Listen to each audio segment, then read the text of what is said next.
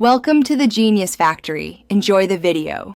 In this video, I will explain how to make a bowl of pho.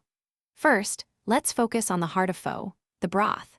Begin by toasting whole spices such as star anise, cinnamon sticks, and cloves until fragrant. Then, combine these with charred onions, ginger, and beef bones in a large pot.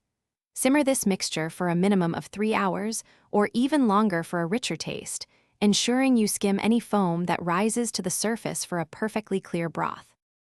Next, let's prepare the noodles and meat. For the noodles, choose flat rice noodles, either fresh or dried. If using dried, soak them in warm water for 30 minutes, then briefly boil until al dente. For the beef, thinly slice a tender cut like eye of round against the grain.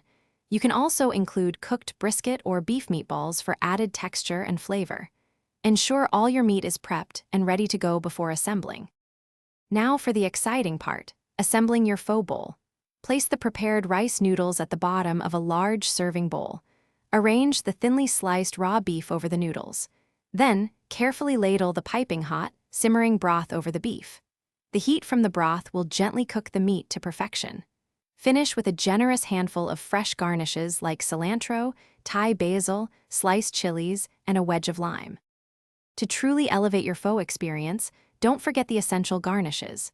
Set out a platter with fresh bean sprouts, cilantro, Thai basil, and lime wedges.